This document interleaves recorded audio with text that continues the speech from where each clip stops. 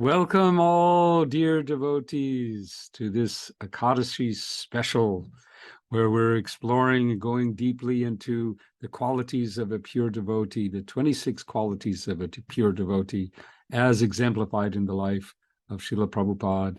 He described a devotee as known to be a perfect gentleman, and this is definitely the way that we can appreciate, one of the ways we can appreciate these qualities is by seeing them in relationship to Srila Prabhupada.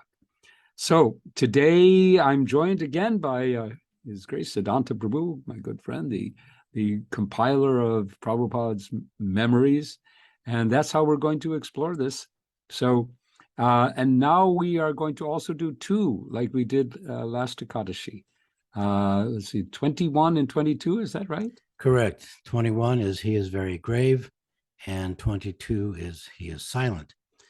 And very complementary. They are complementary, and Achyutananda Prabhu will give us the definition of gravity in the first story that we will have today, Achyutananda. Then we'll have Vijaya Devidasi tell a nice story in regards to these qualities. Krishna Kumari Devidasi, Parameshwari, Jana Nivas, Saduda Prabhu, and finish with number 7 that we will explore today is Adi Purush as a unique story. Very nice. Very nice. He told me when I was in New York. Okay. So let's get right down to it. This is a little bit longer, a couple minutes longer than the previous stories take. So let's jump right in and talk about it on the other side and begin by hearing from Achyutananda Prabhu. Jai. And we're cooking breakfast, a big pot of cereal, and then lunch. And then you could never tell what Prabhupada was going to do next. This comes from when I read the Nectar of Devotion. It says one of Krishna's qualities is he's gravity. And I thought gravity means serious. Krishna is not always serious. And then I looked back down at the page and it says, gravity is one, you never know what he is thinking. So one day Prabhupada says to me and Kirtananda, we should have a Sunday feast. And invite the yoga schools and the people. But Prabhupada earlier that day comes up to the kitchen and says, let me see what you have. And I open the pantry. This is just an apartment kitchen with 4 burners, a refrigerator, but we had a big pantry closet there. That was good. So I said, we have 100 pounds of sugar, 100 pounds of potatoes, 100 pounds of flour, 100 pounds of rice, 100 pounds of brown rice for the health people, 100 pounds of this. And you couldn't tell what he meant. See? I didn't know. That night, the crowd were packed into the storefront, and Prabhupada's lecturing on Yejitamang prapadyante tangstata. No, he's yoga kshemam vyahamaham. I carry what you lack and take away what you don't need.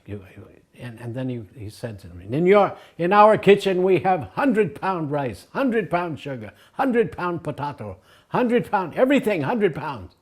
And we are just chanting this Hare Krishna Mahamantra.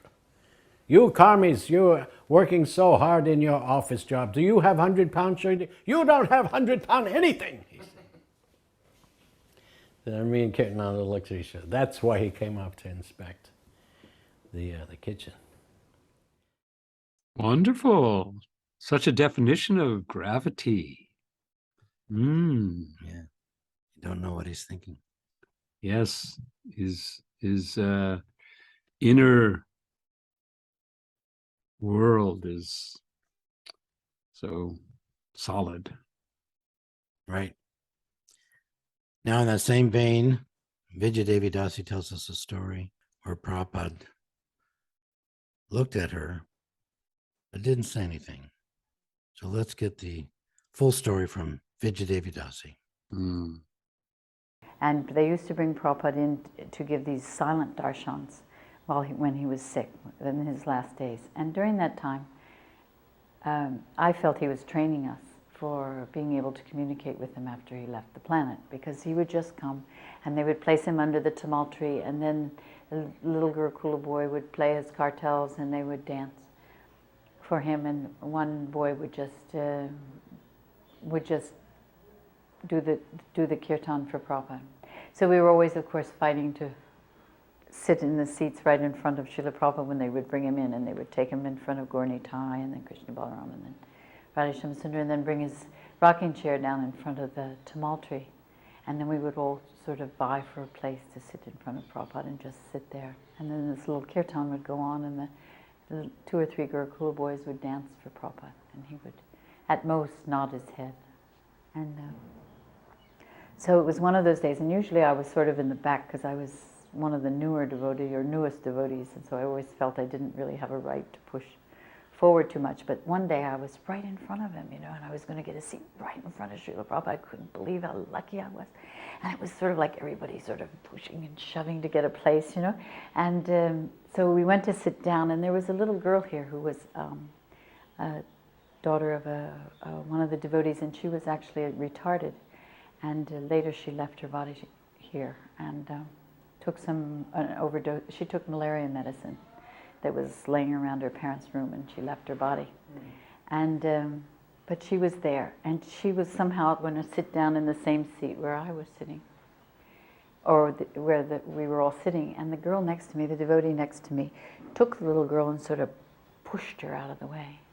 And I looked at her and I thought, she shouldn't have done that. Oh, she shouldn't have pushed that little child. But I sort of sat down and I looked up, and Prabhupada was staring right at us. And I thought, but Prabhupada, I didn't do it. I didn't do it, she did it, I didn't push the child. But he was staring just as intently at me as he was at the girl who had pushed the child. And I realized that I was just as responsible because I had done nothing about it. I had done nothing to placate the child or find the child a seat. My heart had not shown the compassion that it should have in that particular situation. So I've been working on that ever since, trying to develop that quality of, because simultaneously we have to be humble, but we also have to be compassionate toward everyone. So that was a rather direct lesson for me. Prabhupada could communicate. Yeah, that's I think a very good example of how gravity still involves communication. And communicating through silence. Yeah, his eyes spoke thousands of words. Mm. You could. Very nice. She felt she got the lesson just with his Yes. look, with his gravity, from his serious Yes. gravity, that was a lesson that she took with her for many years. Now, in the same vein, a similar situation, but in Dallas, Texas, at the Gurukula, Krishna Kumari Dasi will tell us a story that she had directly with Srila Prabhupada. Srila Prabhupada wasn't feeling well,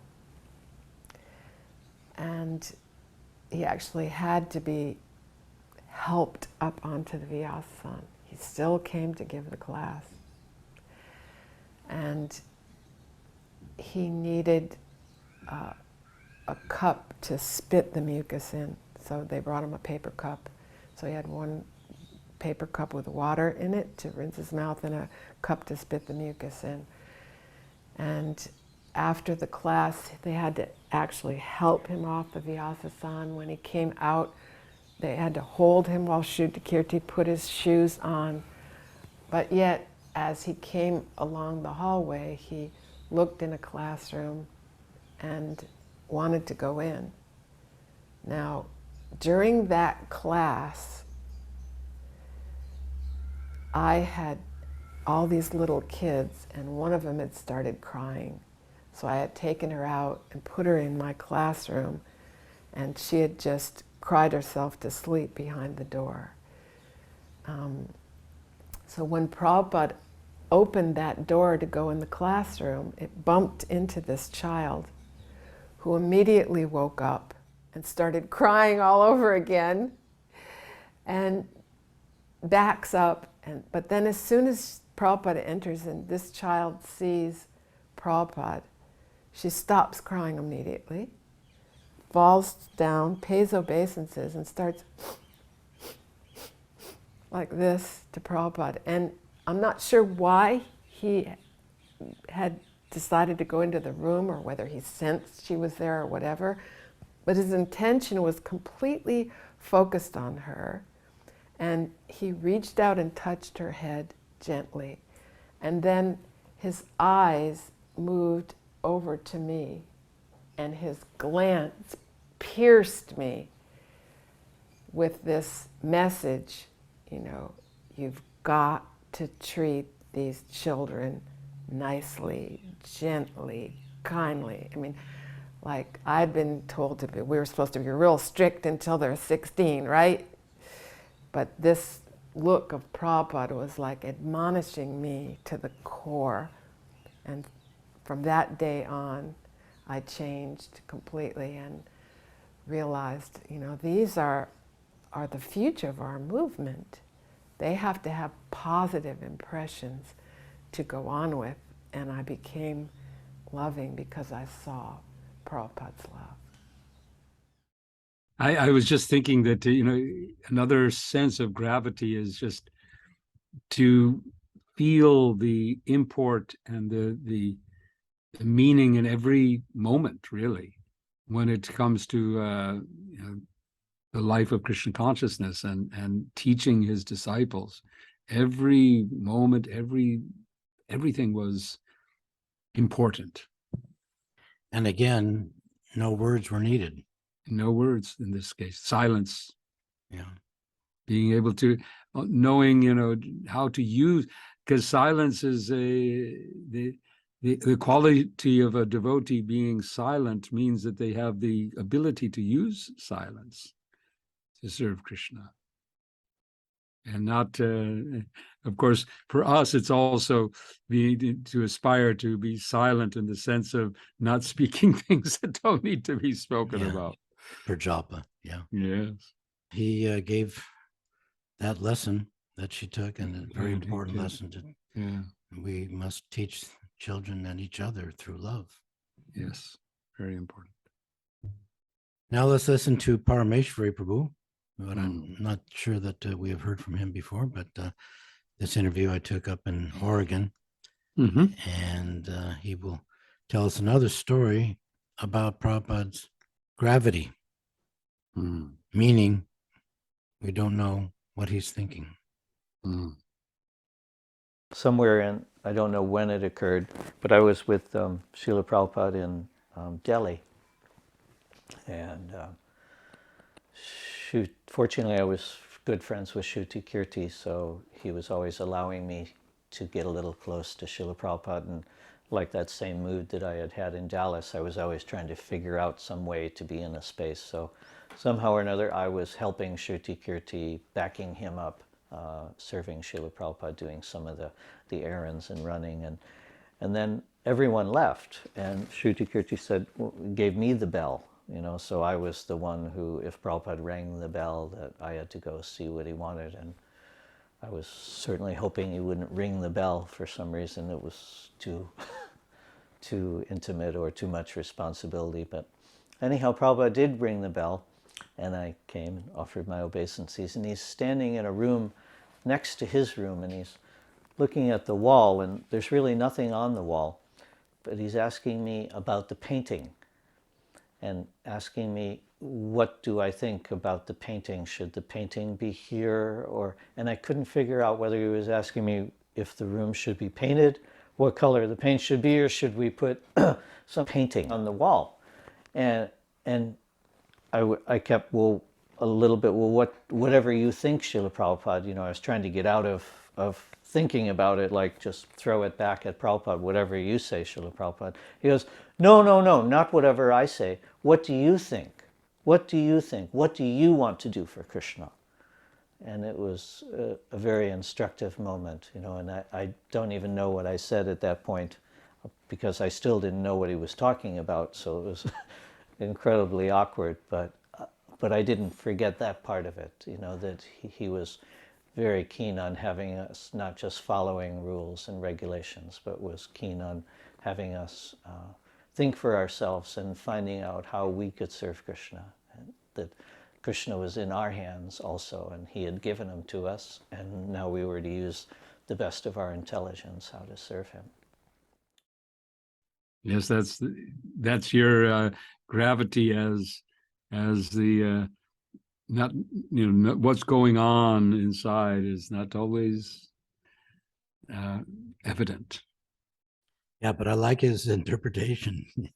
The Yes, that's also very, realization that came to his heart, what Yeah. Prabhupada meant, yeah. which is very instructive. Now let's listen to Janani Vas, Mm, who we've heard a couple stories from before. He was Yeah. with Prabhupada quite often there in Mayapur. And he will tell us a very, I don't know if many people know the story, and we'll talk about it on the other side. Then Bhavananda, who was the president, Prabhupada Prabhu was the president. And so on the arrival of Srila Prabhupada, Bhavananda said, Srila Prabhupada, the devotees, they're taking this Kajura rasa. This is the ras, the sap from the palm tree. They have date palm trees, and they cut the palm, and then the juice comes out. Then they boil it down, and it turns into molasses, gur.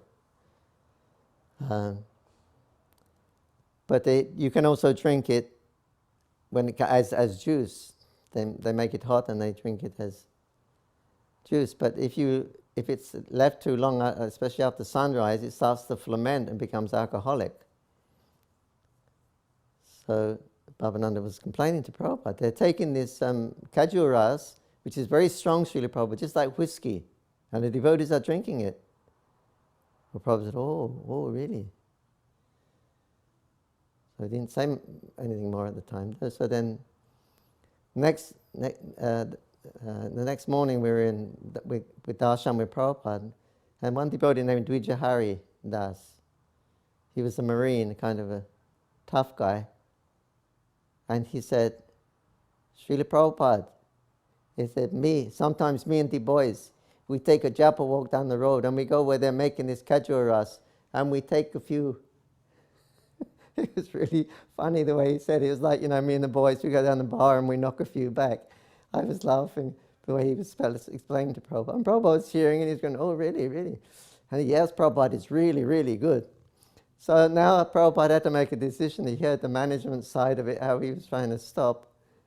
And then he had the devotees out, some of the devotees were liking it.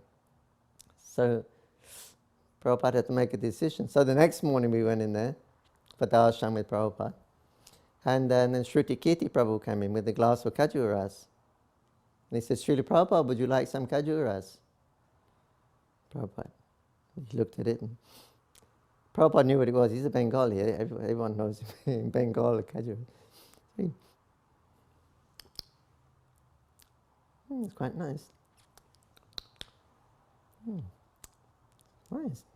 Bring me another glass, empty glass. Shruti Kirti poured him another glass. He poured because it was his glass. He poured it into the other glass. He gave it to Shruti. He said, pass it around to all the devotees so they can drink. So all the devotees were sitting around drinking kajura. Bhavananda was sitting there. He was fuming. couldn't get his way done. He was fuming. But all of the devotees. So we see how Prabhupada would adjust things according to time and circumstances. Very nice. Yes. So it was a form of silence, but he was, by his example, he answered. He didn't have to verbally say one way or the other. Yeah. So it was I thought very humorous to see how Prabhupada would handle these difficult management situations. Mm. Now let's listen to Hamsadutta, Uh-huh. another fairly humorous story that shows Prabhupada's gravity and how he is silent. And we'll talk about this story at the other side. And the initiation, which I explained earlier in the temple, was kind of funny because we, of course, knew that when you get initiated, you get another name. And my name, my Karmi name was Hans, H-A-N-S, and my last name was Kary, K-A-R-Y. Of course, I had a middle name, which was also, and I never liked my name because I was an immigrant. So you want to, you know, ever since childhood, I wanted to be part of be integrated into the social environment of my peers. So this name Hans, and my middle name was Jürgen, and the last name was Kary. So I was really anticipating getting a very exotic new name, like Hanuman or Hari Das or something. So but when it came time for me to receive my beads, as I bowed down, and then Prabhupada said, "Your name is Hansadutta." And I didn't quite catch it. I said, what was that? He said, "Simply add Dutta." And I got real disappointed. I thought, oh. So not only was the name still the same, it just had a suffix, Dutta, but my last name also remained the same because it got a prefix, Adi, Kari. So Hansadutta Das Adhikari. I'm thinking, well, gee, I was really disappointed. And then after the initiation, when everything had kind of cleared away, I thought, well, I should find out what my name means. I went to Prabhupada and asked him, well, Swamiji, what does my name mean? Prabhupada said, I don't know.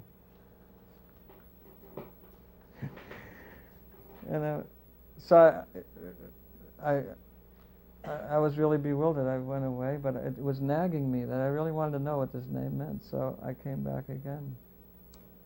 I said, well, Prabhupada, is there some place where I can find it, where the meaning is, what the meaning of this name is? He said, yes. That's all he said. So again, I kind of wandered away, but I was determined. So a third time I approached Prabhupada. I said, well, where can I find, in which book can I find the meaning of this name? He said, in Srimad Bhagavatam. Of course, Srimad in those days was a big book, even though it was only 3 volumes as compared to so many we have today. Anyway, so I let it go. But years later, when we were in Montreal, Prabhupada at one point was musing over different devotees' names. He said, oh, Shivananda means one who takes pleasure in, or Krishna Das means. And he was kind of going on like that very casually. So I thought, oh, here's my opportunity. I said, well, Prabhupada, who is Hansadutta? He said, you are. For some reason, Prabhupada simply wasn't going to tell me straight away. Although I had read that the name came from a book written by Rupa Goswami, but I wanted to hear it from Prabhupada, you see. So that was one kind of curious incident. That's so nice. It really does bring out the Prabhupada's simultaneous gravity, but also a sense of lightness. So it's, we think of gravity in terms of heaviness, but Prabhupada's gravity could be also very light. He had a sense of humor, and he was, being very close and personal with Hansadutta. But sometimes he would tease little children by giving them, holding a flower and taking it back. So this was his form of teasing Hansadutta through his silence. Mm. Now let's listen to Adi Purusha, who tells us a story. I interviewed him in New York that also gives example of Prabhupada's gravity. Mm. So my service, 1974, I was basically taking care of the cows, but they had me bodyguard at Prabhupada's house from 9 o'clock at night till 4 in the morning, right? Gave me a shotgun, 38 pistol, I'm standing in front of Prabhupada. So it's ridiculous, how can we protect Prabhupada? He's protecting us in every way. So I'm standing there in front of Prabhupada. In those days, we call it rank and file devotees. I wasn't a GBC. I wasn't a temple president. I wasn't a sannyasi. I was a bhakta, right? With 2 shoes that didn't match, hippie, penniless, not able or willing or desiring to go anywhere. But I'm in front of Prabhupada's house, and at 1 o'clock in the morning, Prabhupada's light would go on. And then I would hear him speak. First I thought he was listening to a Prabhupada tape, then I realized, oh, that's Prabhupada, he's dictating. He's translating the Bhagavatam, 1 o'clock in the morning. I'm outside. I never talked to Prabhupada, you know. So I'm out there in front of the house, and it starts to rain a little bit. So going down on the side of the house, there's a driveway, and underneath the house there's a garage. So I went down, opened up the garage door, blah, blah, blah, and I went standing in the garage door doing my guard duty. And I didn't know that Prabhupada could come down through the house to the garage, which he did. No, Prabhupada. Oh my God. I offered obeisances. I said, Prabhupada, how can I serve you? You know, what do you say? You know, here's Prabhupada. Now Prabhupada is like a mountain. Stillness. His senses are not, you know, I think I told you that I saw one video clip where somebody wanted to show me something on the clip, and they put it up fast forward, and there were all these devotees around, and they were all like this, and Prabhupada was just like this. So that's what the scene was like there. Prabhupada was like that mountain, and I was just like, you know, crazy. Like, which? So when I asked him, Prabhupada, how can I serve you? He went like this. You can go where I won't go. Can you hear his voice? You can go where I won't go. So Prabhupada had just flown from Tokyo to San Francisco to Los Angeles to Dallas to Chicago to New Orleans to New York to Pittsburgh, and then he was going back to New York. He was going to fly to London, go to India, and he was traveling all 1974, right? Meanwhile, I didn't have any means to go anywhere, you know. I said, Prabhupada, where won't you go? He said, to the future. I was like, what does he want me to build a time machine? He wants me to go to the future?